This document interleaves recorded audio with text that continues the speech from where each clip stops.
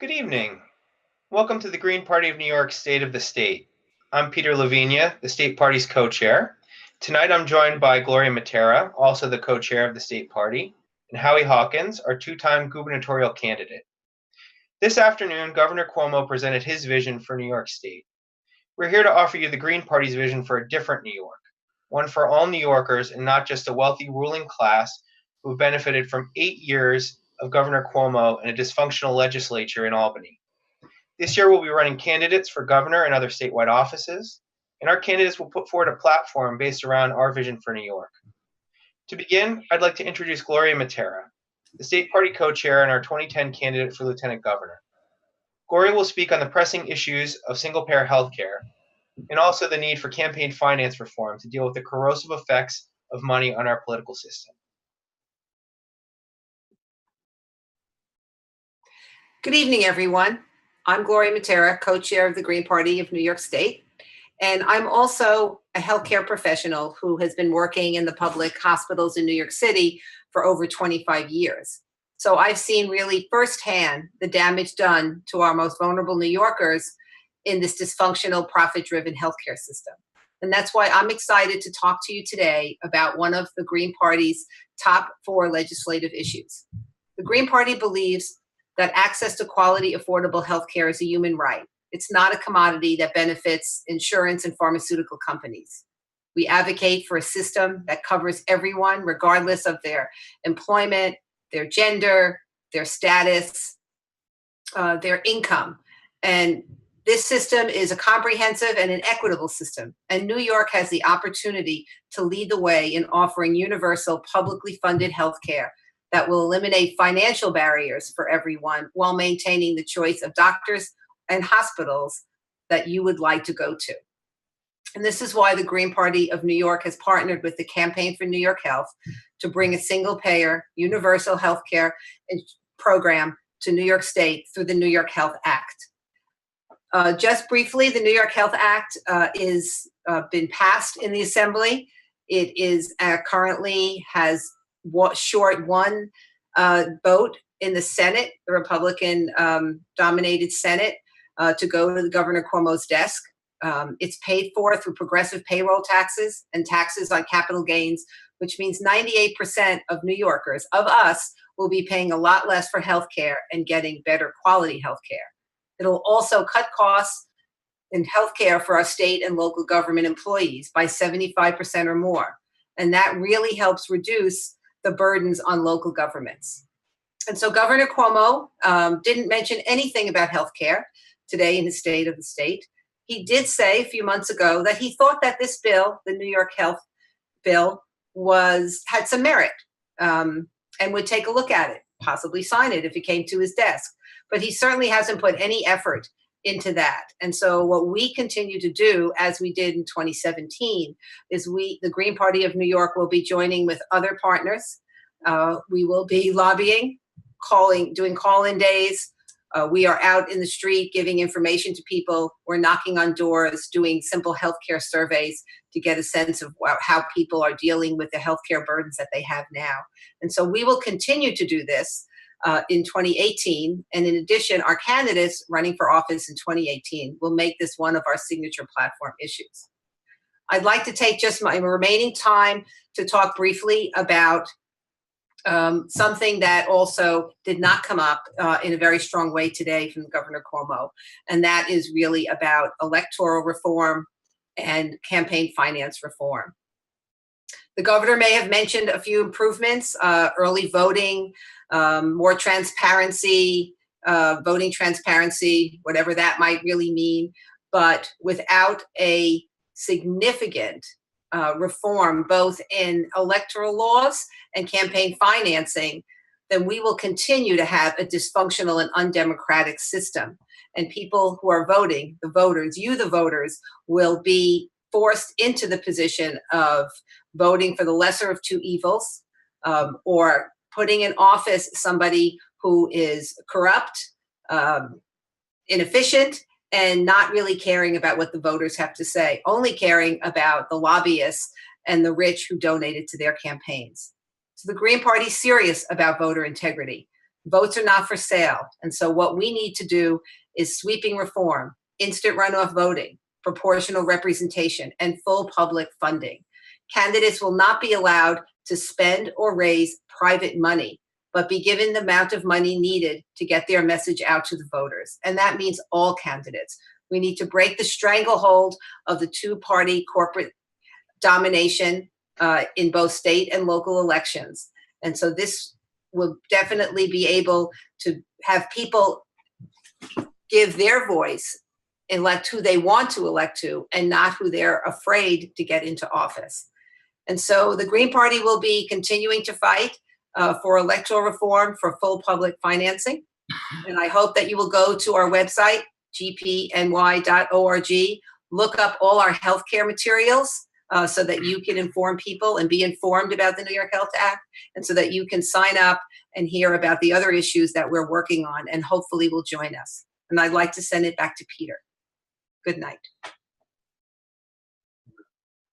Thank you, Gloria. The core of our party's mission is defending the environment against the attacks made against it by capitalism and to help to create a livable planet for all. Three issues stand out in this legislative session: the looming climate crisis and the need to transition to a 100% renewable economy, the mass transit crisis in New York City and across the state, and the need to ban single-use plastic bags. I'd like to talk about this in turn because Governor Cuomo really didn't discuss this at all during his State of the State today. The climate crisis is here, and we need drastic action taken immediately in order to halt the worst effects. One of the things that we are feeling here in New York State is the deep freeze that has been going on for the last 2 weeks. And this is linked to the catastrophic climate change that is happening in the Arctic. And so what we are looking at is really trying to build a green program in New York State that deals with this. One of the first things that we've talked about is divesting from fossil fuel infrastructure in the New York State Pension Fund. Now, we do applaud Governor Cuomo for talking about this in his State of the States, one of the few things he mentioned about in terms of the climate. But of course, that is the comptroller's job. And although Governor Cuomo can put pressure on the comptroller, we really need an all-out effort from the governor, legislature, and the citizenry to get the comptroller to divest from fossil fuel investments in the public pension fund.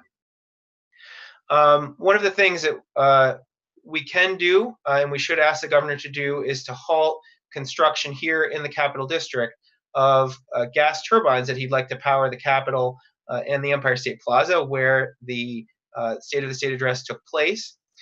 This is part of what the Green Party has been talking about for a number of years. We need to halt investment in that infrastructure, that fossil fuel infrastructure that would, unfortunately, if built, be used for decades to come. We need to invest in renewable infrastructure and 100% renewable energy. So besides divesting from the pension fund, we're calling for a goal of 100% renewable energy by 2030. Now, there is a bill in the legislature to do this. Governor Cuomo, again, did not talk about it. It's something that Greens have been pushing for quite some time now. Within his State of the State, Governor Cuomo did talk about 400 megawatts of offshore wind that he'd like to see built in the next 2 years, capping out at 800 megawatts by the end of next year. Now, this is great to call for, but it isn't good enough to avoid catastrophic climate change.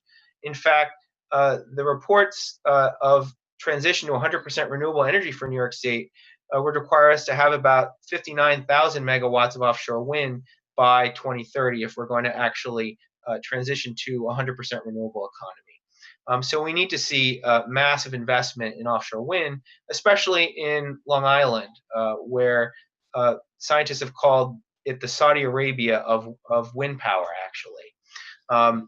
And it wouldn't only just help us transition to a 100% renewable future and avoid the effects of catastrophic climate change, but as part of a Green New Deal with good living wage public jobs, we could see the creation of at least 4.5 million jobs around the state if we invested in renewable energy.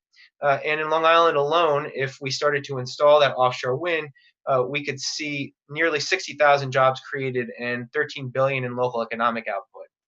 which is an incredible number and shows the power of the green energy economy. Something, again, that unfortunately Governor Cuomo did not discuss in his State of the State today. Now, California is going to hit about 50% renewable energy generated by 2020.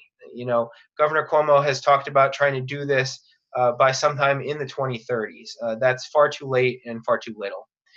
We need a comprehensive climate action plan with actual benchmarks and goals that simply has not been put forward by the legislature or by Governor Cuomo. We need a bold new target for all new vehicles sold in New York State to be zero emissions within the next 5 to 10 years. Norway has set their goal by 2025. India has done so by 2030, and a number of other countries have done so. It's time for New York State to take that step and to move to banning the sale of all but zero emissions vehicles within the next 5 to 10 years. In fact, a Merrill Lynch study showed that by 2024, these vehicles will be cheaper than gas-fired vehicles. And it would help us if we converted buildings in the state to zero carbon emissions, all new buildings. We need a 40% reduction of carbon emissions. To do that, we need to transition to zero energy buildings at the rate of 126,000 houses a year. That's something we call for. We also need a public power utility in New York State in order to help us transition. This is something that Howie Hawkins has talked about in his races, that other Greens have talked about.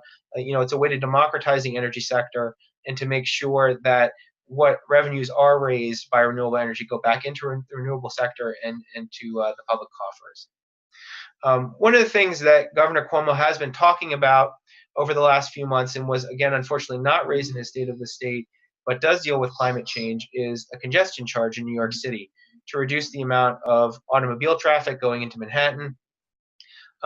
We think that this is a positive step. We wish he had mentioned it again in his State of the State.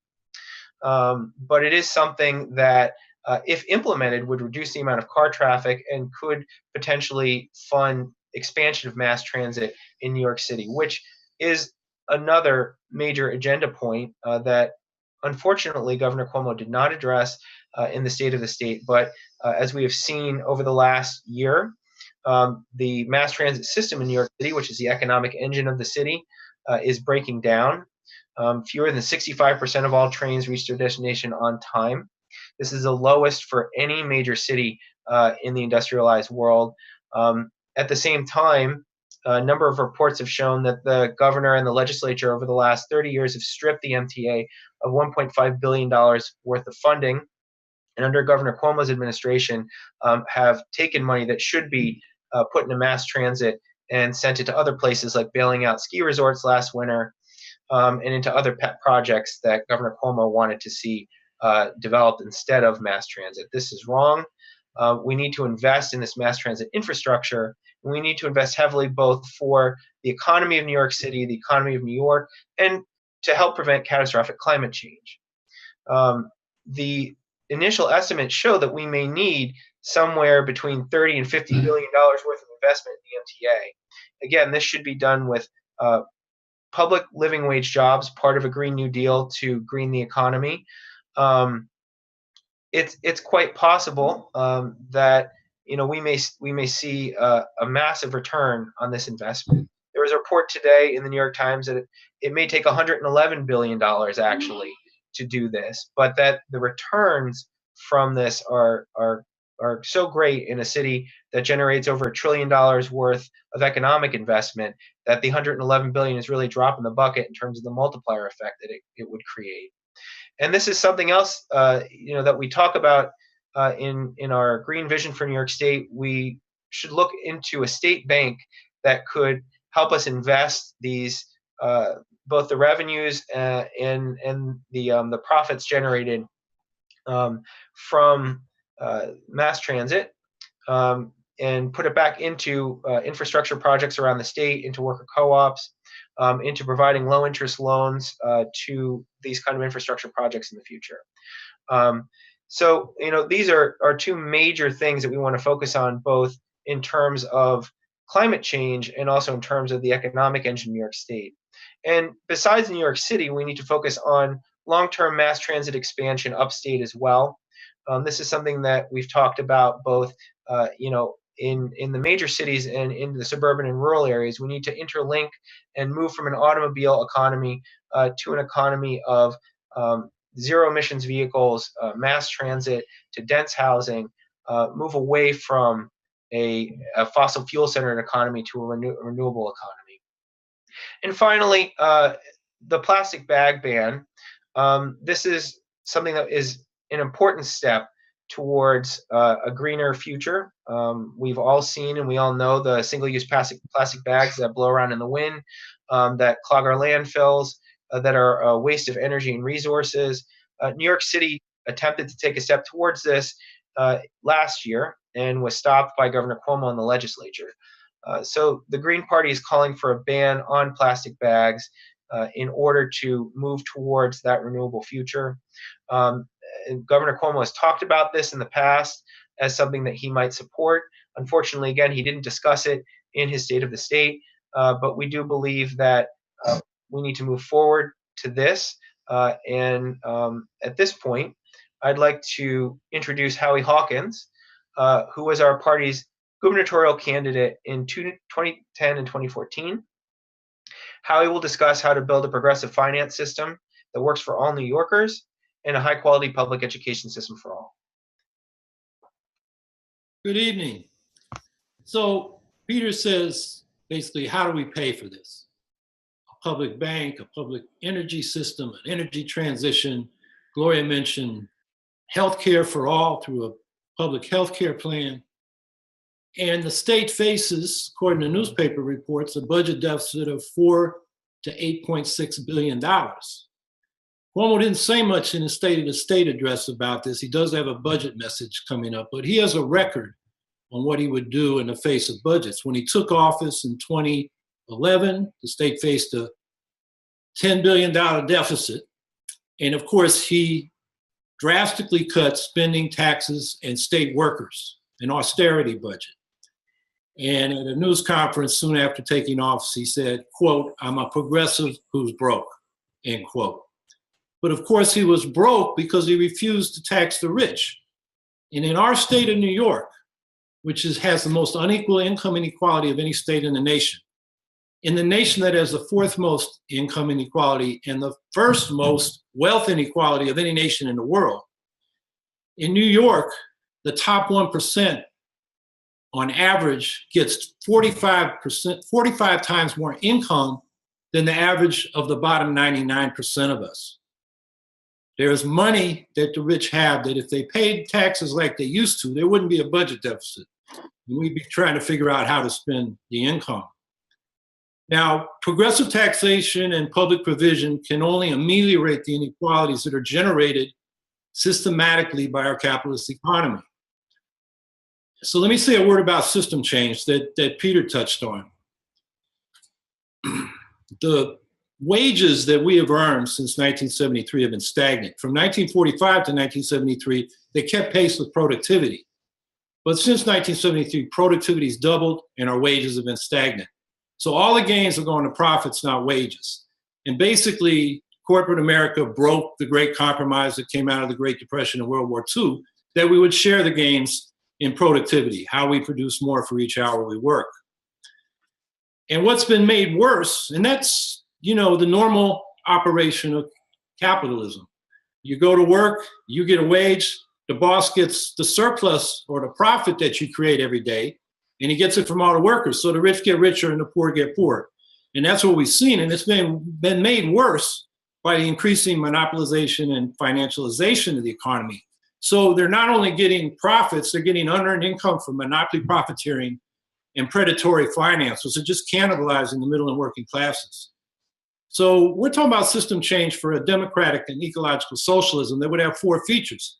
Markets would be free of monopoly profiteering and predatory finance. Essential goods like healthcare and energy, broadband, and banking would be public utilities that operate at profit for public benefit instead of for maximizing private profit. They operate at cost for public benefit instead of maximizing profit for private owners.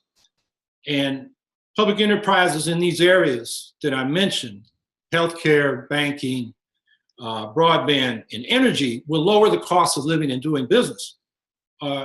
And they will essentially provide the public avenues of private commerce. So the third thing is in the private sector, we want to promote worker co-ops, where the workers get the full fruits of their labor instead of giving away half of what they make to the owners of the regime. And that will no longer generate inequality at the point of production. And fourth, we need public planning so we have a plan for sustainable production where everybody get what they need instead of under capitalism where it's grow or die if you're a firm and we're just growing and consuming the environment. So that's our vision. But for now, we want to talk about just this year. How do we pay for the things that the state is already providing to ameliorate the inequality generated by the private economy? So we're talking about progressive tax reform. And Cuomo really didn't say much in his State of the State address. But I'm going to give you some places where we could generate more income than we are now by taxing the rich again. Remember, I said we're facing a $4 to $8.6 billion deficit. If we went back to the personal income structure we had in the 1970s, where the top bracket was double what it is now, and actually the bottom bracket is half of what it is now. So what they've done since then is raise taxes on the poor and cut taxes on the rich. If we went back to what we had then, we'd have at least $8 billion more in revenue. And working class and middle class people would get some tax cuts. So right there, you've covered the deficit. Here's a way to double cover the maximum deficit estimated, and that's the stock transfer tax. Since 1980, that tax has been collected since 1906. Since 1980, instead of keeping it for the public funding for the revenues of the state, it's been rebated right back to the stock traders. It's a tiny transaction. It's a tiny tax on each transaction, pennies per stock, but it generates a lot because of all the trading going on in the New York Stock Exchange. That's $15 billion right there. We have $8 billion a year in corporate welfare, far more than any other state, proportionally and in absolute terms. And it's not effective. So there's money to be saved. And then people think, oh, you're going to provide everybody with health care through this New York health plan. Actually, it will save the state money. I haven't done the numbers for the state, but I have done it for the city of Syracuse, the county of Onondaga, and I've looked at some other municipal governments. And basically, the difference between what we would pay in a progressive payroll tax to fund a single-payer healthcare plan for all, and what these government entities now pay in private insurance premiums, they save 75% or more in their expenses. I don't know what the numbers are for the state, but it's in the it's certainly in the billions. And if we can save 75% of what we're now saving, that's more savings. And then finally, on progressive tax reform, we've got to save our cities and towns and counties, particularly upstate, who are facing bankruptcy. Niagara Falls, Fulton, Albany, Syracuse, on the brink of insolvency. And that's because the governor has flattened revenue sharing, which has been cut drastically since the 1970s. In the 1970s, it was 8% of state revenues. Now it's less than 0.5%. If we just increased it back to 1%, that would double the revenues that local governments get. And if we did that, they could not only fully fund their services and get out of their financial crisis, they could lower our highest in the nation property taxes. So these are the kinds of things we want to put into a progressive tax reform proposal. And the basic point is there's plenty of money in New York's economy to cover the budget and much more if the rich pay their fair share. And this state has $1.5 trillion gross domestic product. If it was ranked among the nations in the world, it'd be the 11th biggest GDP in the world, ahead of countries like Russia and Australia and South Korea. So the money's there if the rich pay their fair share. And the other issue I want to address briefly is the problems with our schools. This was a hot button issue when I ran for governor in 2015, the high stakes testing and the underfunding of our high poverty districts. On funding, the state is $4.3 billion short of what it promised when it enacted the foundation aid formula, which was the remedy for the decision in the campaign for fiscal equity. And instead, the state cut that funding and is now resisting lawsuits to get it back. One by the New York Students for Educational Rights, who are representing students and parents in New York City and Syracuse, and the other by the 8 Small Cities lawsuit. And instead, the state is arguing they give enough. But The evidence in court, and the Court of Appeals ruled on this, is that we're not. And that's why these high poverty districts don't have basic things they need. The other big problem is high stakes testing, which not only degrades education, it sets up a test, punish, and privatize agenda where high poverty districts, students, teachers, and schools are defined, because we know what the outcome is going to be, as failing because they do poor on the test. And that's used to justify privatization in the charter schools. These are money-making gimmicks that are not improving education. I'm talking about the high-stakes testing in the charter schools. So the state should stop underfunding high poverty districts and resisting those lawsuits. It should end the test, punish, and privatize agenda. And it has to deal with the segregation in our state. We have among the highest levels of public school segregation in our metropolitan regions in the country. It's not down south, it's in New York State.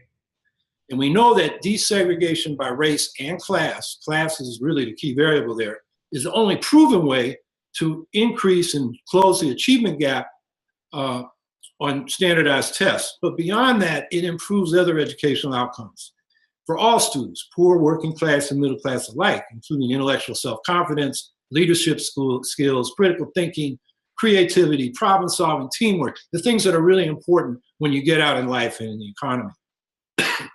So it's time to drop these costly gimmicks of so-called accountability testing in charter schools and do what we know works: fully funded, integrated public schools. So my basic point in all of this is that New York services, like public education, could be fully funded if we tax the rich again. Thank you. Thank you, Howie. Andrew Cuomo would have us believe the reforms he promised this afternoon will lead to a better New York. Yet at best, they're piecemeal reforms on important issues like climate change, on campaign finance ethics, and at worst, they are corporate giveaways, like his proposal in his State of the State to build a new arena on Long Island at the cost of $1 billion to lure the New York Islanders back. Or they're a race to the bottom for communities that desperately need comprehensive and sustained public investment, like his proposal to make municipalities around the state compete for funds to rebuild their economies. As Greens, we believe in true system change, not bandages on problems that are at the heart of our unequal and undemocratic society. Our vision for the future, what we call eco-socialism, is a true economic and political democracy where working New Yorkers have a say in building a better tomorrow. I'd like to invite you to help us build that future. Go to our website, gpny.org, that's gpny.org, and sign up to volunteer, get on our email list, and donate. Help us build the party that you would like to see. Become a dues-paying, sustaining member, or volunteer.